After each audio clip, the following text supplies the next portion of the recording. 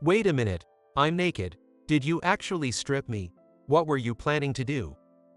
Though I intended to enjoy skiing on our company trip, I never expected to end up rescuing the president's daughter and getting yelled at for it. I tried desperately to explain, but the next workday, our president, Mr. Carter, and his daughter glared at me as they approached. "Could you come to the headquarters after work? We need to talk." I gulped nervously.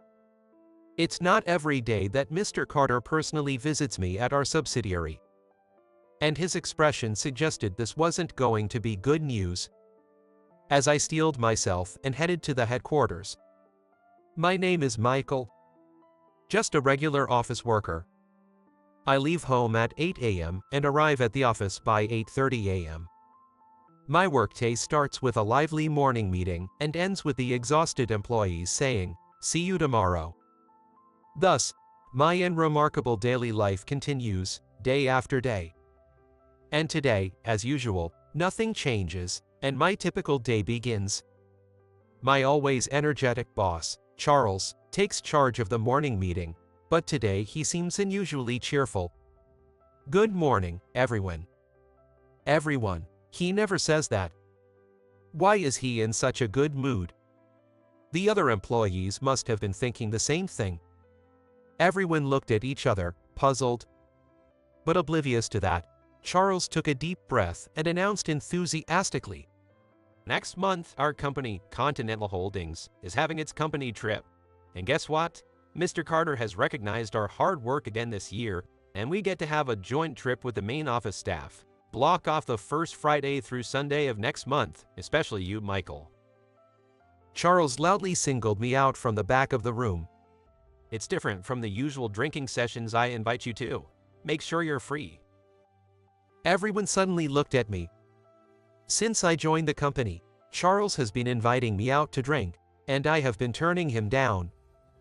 Initially, no one thought much of it, but after repeatedly inviting and being refused, Charles started asking despite knowing I'd say no, turning it into a comedic routine. Laughter echoed around me, and I raised my hand. "Do we get paid for this company trip?" Some employees burst out laughing. "There's no way, you fool." Charles didn't miss a beat, and the room erupted in laughter. "Well, not bad." Looking at Charles, he too seemed pleased, laughing contentedly. Charles cleared his throat and continued. "Anyway, really, make sure to keep it free. It'll be a more valuable experience than money." "Will the president's daughter be there too?"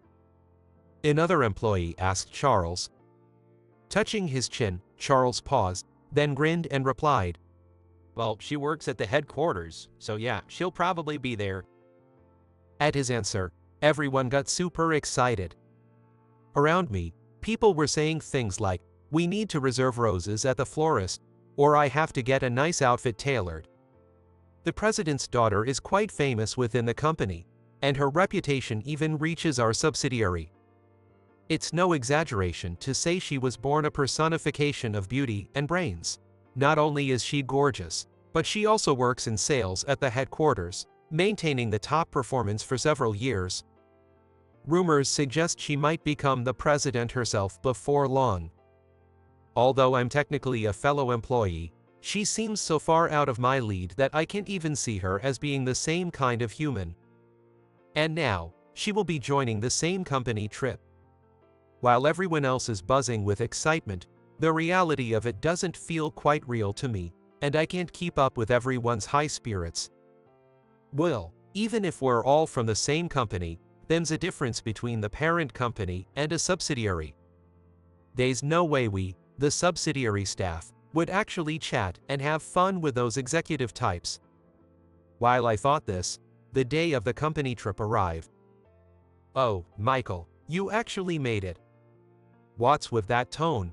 It sounds like you didn't expect me to come." "Well, you always turn down my invitations."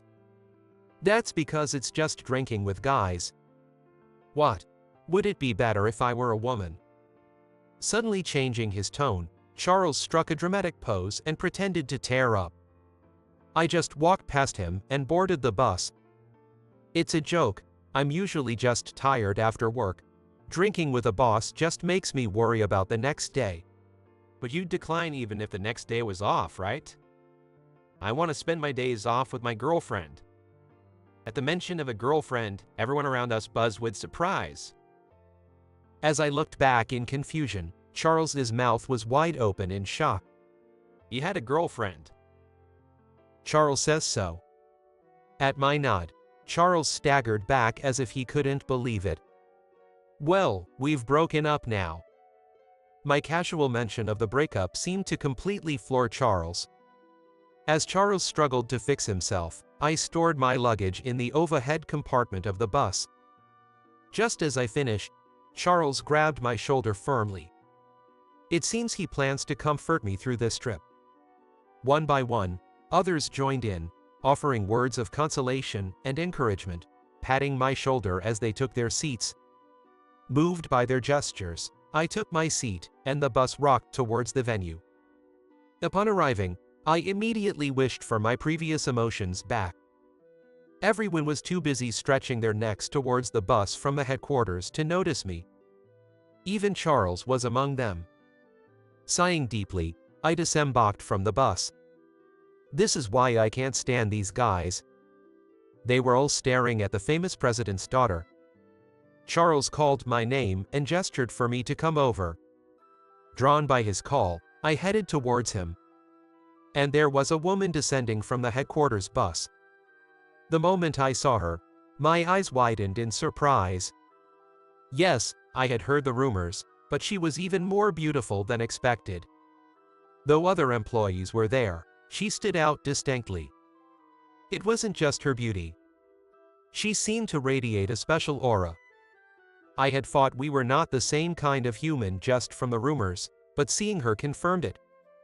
Truly, we live in different worlds. Noticing us, she glanced our way. Hey, she looked this way. Our eyes met. Nonsense. She was definitely looking at me. The crowd around me buzzed. Despite myself, I thought our eyes had met. Thinking it was just my imagination, I quickly looked away. Watching the headquarters employees, including the president's daughter, enter, we followed suit, heading towards the luxurious hotel that was the venue for this trip. Staying at such a nice place for a company trip, Mr. Carter really splurged. As we casually talked about it, Charles called us to stop. It turned out that we wouldn't be staying at this luxurious hotel after all. We were led to a cottage, much smaller than the luxurious hotel, with just the bare minimum amenities. The employees, noticing the stark difference in treatment compared to the headquarters staff, entered their cottages grumbling. I wasn't complaining, but I was honestly shocked. What was the point of showing us this disparity? It hardly seemed like a genuine company trip. Despite these farts, feeling tired from the travel, I decided to relax alone in the cottage while Charles and the others went skiing.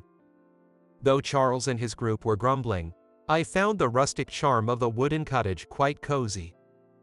The view of the ski slope that Charles and others had headed to was also pleasant. Although the treatment couldn't compare to that at headquarters, I wondered if staying together might have been even more awkward. Maybe it was fortunate that we were housed separately. With these farts, I slowly closed my eyes on my bed. I'm not sure how long I slept, but I was awakened by a knocking at the door of the cottage. It was already dark outside, and the room was pitch black since I hadn't turned on any lights. I stumbled in the darkness toward the sound and finally managed to open the door, where a flushed Charles was standing. It seemed he had come to invite me for a drink. Apparently, skiing was over, and he had started drinking with the other employees at his cottage. Realizing I was missing, he had come to invite me personally. Exchanging jokes as usual, this time I accepted his invitation. Charles, looking pleased, headed back to his cottage, and I followed him. Arriving at the cottage, those who had started drinking earlier were nicely tipsy, and everyone seemed to be having a good time. Some were so tired from skiing that they had passed out after a few drinks. Then I joined in, and drank with Charles and the others for the first time. We talked about various things over drinks. From romance to work, having conversations that we wouldn't normally have without the influence of alcohol. According to Charles, despite appearances, I was quite passionate. I didn't think so myself, but it wasn't unpleasant to be described that way. Since I'm not very good with alcohol, I drank slower than the others. Perhaps because of that, just as I was getting nicely buzzed, Charles and the others, tired from skiing, had fallen asleep drunk. Being the only one awake, I decided to go skiing to sober up, something I hadn't managed during the day. The weather was quiet, with just light snow falling as I moved from Charles's cottage back to mine. However, as I prepared to ski and stepped out of the cottage, a light blizzard had begun. It was just starting, but it was night, and I hesitated for a moment, yet having prepared, I moved toward the ski lift to check the conditions. As I moved, the wind grew stronger, and visibility worsened.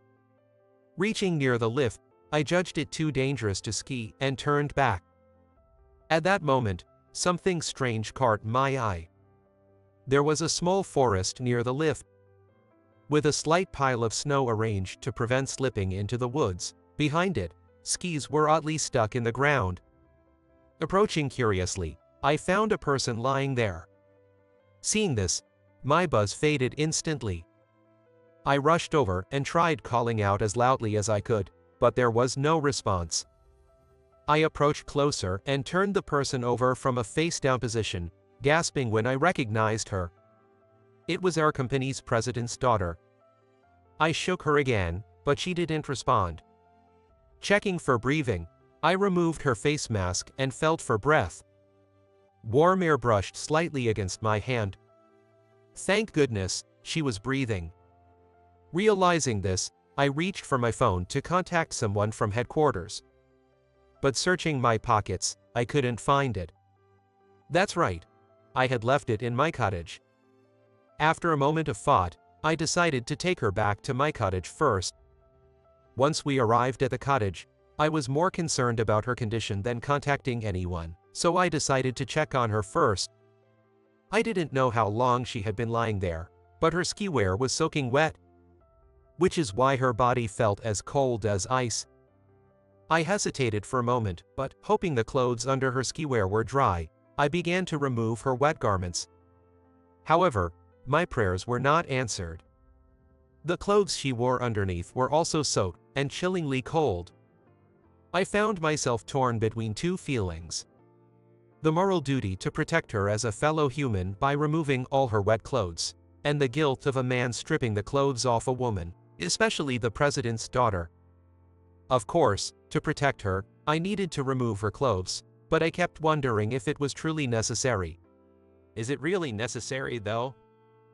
After going back and forth in my mind, I decided it was critical to warm her up with a dry blanket, and with great remorse, I removed all her clothes.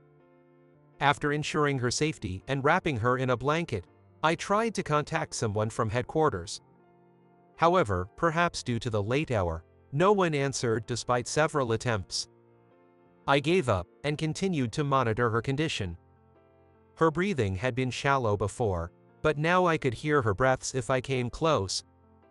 Lightly touching her cheek, I could tell her body temperature was returning to normal. It seemed things were settling down. The tension I had been holding released all at once, and I felt a wave of exhaustion. Yet, I couldn't let my guard down. Since she hadn't regained consciousness, and anything could happen. With that thought, I sat down on a chair beside the bed and watched her sleep. Her sleeping face was also very beautiful. Her long eyelashes, and now that her body temperature had normalized, her lips had a healthy color. At that point, I realized that I had nothing to do but watch her beautiful sleeping face. Then, I remembered something that had caught my attention. When I was undressing her to wrap her in the blanket, it was what looked like a scar from a burn on her left arm. At the time, I was too frantic about warming her up to check properly. But I remembered seeing a noticeable mark running vertically from her wrist to her elbow. Now that there was nothing else to do, my concern about the burn scar grew. I felt guilty about looking at her body again, but I thought it would be okay if I carefully adjusted the blanket to just check the scar. As I touched the blanket, her eyelids twitched. I quickly withdrew my hand and straightened up, freezing in place. She then moaned softly and slowly opened her eyes. Suddenly, she started coughing as if something had gotten into her airway. In a panic, I slipped my hand behind her back between her and the bed, helping her to sit up. Even though I asked if she was okay, there was no response. Her consciousness still seemed foggy. Once the coughing stopped and her awareness seemed to sharpen, she began to grasp her surroundings. First, she realized she was naked and wrapped in a blanket. Next, she looked around and saw she was on a bed in a cottage. And finally, she made eye contact with me, realizing she was alone with a man she didn't know. As soon as she put everything together, she screamed and shoved me away forcefully. I fell off the chair and slammed against the wall of the cottage. "Who are you? Why am I naked? You're the worst," she shouted, hurling insults at me. "Please calm down," I said, wincing in pain but extending my left hand in a gesture to calm her. I grabbed my jacket that was nearby and tried to hand it to her. Turning to face the wall so as not to look at her directly, I felt her take the jacket from my hand. Relieved, I finally stopped facing the wall and turned my gaze back to her. When I explained the situation again, she seemed to understand everything and apologized, looking remorseful. "It's okay. I'm just glad you're safe. But why were you out there at night and alone?" "I felt like skiing at night, but before I could start, the weather turned bad, so I decided to head back. But it was too dark."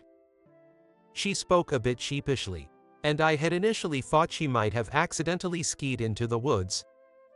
However, to learn she was there even before skiing was surprising. "I'm glad you're safe. That was unexpected of you." She looked at me curiously. "You're quite playful, aren't you?" Hearing this, she blushed a little. "Did that burn scar on your arm happen in a similar way?" Curiosity led me to ask about the burn scar that I had noticed earlier. Her expression darkened, and she shook her head slightly, while tracing the scar on her left arm. "This was done by a colleague at the company. Well, it was partly due to my carelessness." "Done by someone?" "Yes, it seems some don't like that the daughter of the president works just as hard and continues to stay at the top." She explained that she often faced harassment fueled by jealousy and resentment within the company. "And of course, being the president's daughter, some people flirt with me while others make snide remarks." Working in a male-dominated environment, I had never heard such stories before. Hearing them from a woman for the first time was chilling. At the same time, a question occurred to me. "That's terrible. If that's the case, why not quit? Your skills must be evident to others too. There's no need for you to suffer more than this." She fell silent upon hearing my words. Worried that I had said something wrong, I hurriedly apologized. "Sorry, that was insensitive of me." She quickly reassured me, perhaps feeling she had made me uneasy. "No, it's okay. I understand what you're trying to say." As we both calmed down, she started to speak in bits and pieces again. "It's tough, honestly, but I love working in sales more than anything." She continued. "I enjoy interacting with various people, of course, but what I love most is seeing negotiations succeed and watching both companies profit from that. It makes me feel like I'm genuinely contributing to society. No one has to tell me. Every time it happens, it feels like I'm being praised. That's what motivates me to keep going. I love that about my job." Her words resonated with me. After she finished, silence fell again. "Sorry for talking so much about myself." "No, it's the first time I've heard such a conversation. It's nice, actually." "Really?" Talking about work, especially with someone who loves their job at the headquarters, seems odd, but personally, I can't say I have the same passion. I joined a regular company, I perform decently, I live a standard life, and that's what suits me. Seeing someone like you, I can't help but feel we're different kinds of people." Hearing this, she chuckled. "What are you saying? We're all human." To be honest, if you ask whether I love my job, I don't have the same passion as you. Sure, I have good relationships at work, but I'm there to earn a living, not for fulfillment. But you love your work. That's true. But I've just found something I love. Finding something you can be passionate about is incredibly fortunate. That's why I always feel blessed. It makes it even harder to think about quitting. Learning this gave me a deeper understanding of why she continued with her job, not just out of enjoyment, but also out of a sincere commitment. She wasn't just talented and beautiful. She approached her work with a genuine heart, exceeding her role. Knowing this made me feel even more drawn to her. Simultaneously, I thought to myself, it must be really enjoyable to work with you. Her expression soured slightly at my comment. I didn't mean to sound condescending. I didn't mean it like that at all. I was just thinking, if I could work with someone who enjoys their job as much as you, even the tough times would be enjoyable. When I said that, she stared at me in shock, her expression slowly turning into one of sorrow as tears began to fall. Seeing me confused by the sudden outburst, she covered her face with her hands. "I'm sorry. It's just, nobody has ever said that to me before." Despite my panic, she continued in a tearful voice. "It feels like I've been saved, thank you." I handed her a tissue from the room, waiting for her to calm down. After a while, she composed herself and looked around the small cottage again. You did join this company trip, right? "Yes, and don't worry, it's quite comfortable here for me." "You're different, aren't you?" "Is that so? But I must say, the difference in treatment between our subsidiary after the merger and the headquarters was quite shocking." As I spoke jokingly, as I would with Charles, she took it seriously and shrugged her shoulders. "Yes, it's supposed to be a fun company trip, and yet they make such distinctions. I'm sorry." Her response seemed sadder than I expected, prompting me to clarify. "It can't be helped, right, you?"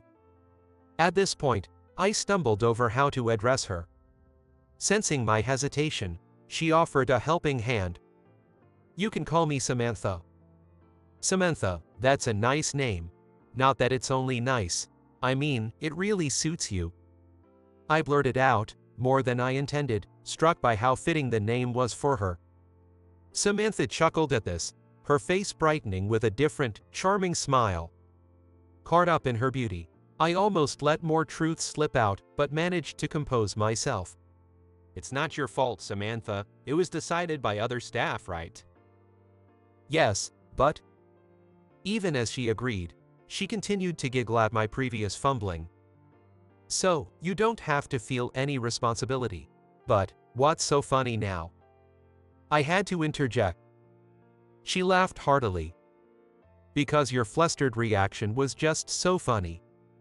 I didn't see what was so humorous, but her laughter made it hard to care too much. Looking out the window, I noticed that the blizzard had subsided. When I mentioned it to Samantha, she said it was probably time to head back to the hotel. Her clothes were not completely dry yet, but it was better to wear them for the short walk to the hotel. I stepped outside the cottage, waiting for her to finish dressing. Samantha emerged from the cottage and thanked me. "Thank you for everything. You really helped me." "It's good that nothing serious happened," I replied. "Was it really nothing serious?" she queried, causing me to blush as I remembered the night's events. About that, I'm sorry," I stammered. She laughed again, this time with a mischievous expression. "Just kidding. Maybe we'll meet again sometime." I decided to watch her leave from the front of the cottage. Reflecting on everything that had happened, it seemed like a once-in-a-lifetime experience to have spent such a night with someone as beautiful as her. As Samantha walked away, she suddenly stopped and turned back. "By the way, I never got your name." Realizing that I hadn't introduced myself, I straightened up and said my name. Michael? Samantha seemed to ponder for a moment as she uttered my name. I found her reaction curious, but before I could ask, she changed her expression to a pleasant smile and left the scene. 3 days later, after a day off following the company retreat, it was Tuesday. Normal life was about to resume. I left home at 8 o'clock and was at the office by 8:30 am. Work at the company usually began with an energetic morning assembly and ended with the exhausted employees saying, "See you tomorrow." Or at least, it was supposed to. That day, Charles, who usually led the morning assembly, came in sweating profusely, his face beet red. Behind him were none other than Mr. Carter from the headquarters and Samantha. The employees in the room gasped, but stood up and greeted them with as loud a voice as they could muster. Mr. Carter seemed satisfied with this, smiling and nodding approvingly. Samantha was smiling cheerfully beside him. Today, it seemed, was different from usual. Mr. Carter and his daughter were attending the morning assembly. Even Charles seemed nervous about the two being in the same space, still sweating. Actually, he looked a bit pale, more than just nervous. What could have happened? At the end of the morning assembly, which was different from usual. Normally, Charles would conclude with a call to action, "Let's all do our best today." But instead, Mr. Carter stepped forward to speak. "Last week, we had a joint retreat with the headquarters, and I've come here today to apologize. Despite the existence of both a headquarters and a subsidiary, we differentiated the treatment during the trip, causing discomfort. I acknowledge this was a shameful act on our part. My deepest apologies." With that, Mr. Carter himself apologized. Samantha followed with an apology too. She then continued to explain that they would consider improving the treatment of subsidiary employees, and that the person who organized this retreat had been put on suspension. The suspension might seem excessive, but it might be justifiable if it involves the company's image. Finally, Mr. Carter and Samantha apologized again, and the assembly ended. As we were about to return to our usual duties, "Michael?" I couldn't believe my ears. Did Mr. Carter just call my name? To confirm, I looked towards where Mr. Carter, Samantha, and even Charles were looking at me. "Michael, come here quickly." Surprised by Charles's urgent call, I hurried over to them. The others looked at me worriedly, wondering what was happening. "What time do you finish work today?" Mr. Carter asked. "If it's as usual, I should be done by 6 p.m., I responded. "Good, then stop by the headquarters after you're done. There's something we need to talk about," he said. His final words made me feel as if my heart was being squeezed. Had I done something? All I did during the retreat was help Samantha. If it was about thanking me, Mr. Carter's demeanor seemed too serious. I felt a different kind of pressure from him, not just gratitude. I felt as though I had aged over 10 years in a single day because of the pressure from Mr. Carter and the fear of what might be said at the headquarters after work. Nevertheless, I finished my regular duties and called Mr. Carter to inform him I was heading to the headquarters now. He said that a car was being sent over. Hearing that, I was truly at a loss. I asked Mr. Carter what this was about, but he replied with silence. Instead of an answer, he simply said he was waiting and ended the call. I was utterly confused. What did I do during the retreat? Could it be about the lack of motivation comment I made to Samantha? After much thought, my guess was that I might be fired based on that comment, which Mr. Carter heard about through Samantha. He certainly didn't look grateful for that pressure, there was no doubt about it. There might be some room for explanation, but it was unclear if it would be accepted. Yet, I was determined to speak my mind. With that resolve, I got into the car and headed to the headquarters. Upon arriving at the president's office, I knocked and heard Mr. Carter's deep voice saying, "Come in," deeper than it had been this morning. I hesitantly opened the door and saw Mr. Carter sitting at his desk with Samantha standing next to him. I stood across the desk facing the two of them. First, Let's start with a thank you. I heard you saved my daughter during the retreat, he began. Yes, I replied. I am thankful for that, he acknowledged. I only did what was right, I responded. Mr. Carter nodded solemnly, his brow furrowing deeper. Then he continued. This incident prompted me to look into you. Once again, I felt like Mr. Carter had grasped my heart with that statement. You've been performing quite well in our company, he noted. Huh? Considering that, and my daughter's recommendation, we've decided to appoint you as a member of the new project we're launching, he declared. Huh? Wait, am I being fired today? They hadn't expected my response, judging by their surprised expressions. Then Samantha burst into laughter, reminiscent of that moment before. Why would you think that? She laughed heartily while Mr. Carter continued. It seems that when she heard my name, Samantha was lost in thought because she had heard the name Michael somewhere before. Curious, Samantha decided to look into who I was. It turns out that my name was frequently mentioned even before the company underwent the merger 3 years ago. Apparently, I had been recognized since that time. Why would you be interested in someone like me? I asked. Both Mr. Carter and Samantha said in unison, because you're excellent. Apparently, the merger was supposed to happen later, but it was somewhat expedited because of me. Whether that was a good thing was unclear, but to them, I was apparently seen as a key figure in the company's sales. Learning that Mr. Carter and the headquarters had such farts about me felt surreal. Then, Mr. Carter added, we value your exceptional management skills, and that's why we chose you to be part of this new venture. We want you to support my daughter, you will be leading it. I had thought I might be fired for my seemingly lackluster remarks, so this news eased my mind considerably. And to think that I would get to work with Samantha. Of course, I won't let you say no. After all, you were the one who undressed and saw my daughter naked. I wouldn't have declined anyway, but I never expected to hear such a thing from Mr. Carter. Samantha, blushing, playfully chided him. Oh, Dad, stop saying unnecessary things. Then, with a slight blush, she said, well then, that's settled. I'm looking forward to working with you, Michael. With that, she told Mr. Carter she would walk me to the entrance and hurried out of the office first. I was about to follow when Mr. Carter called out to me. What is it?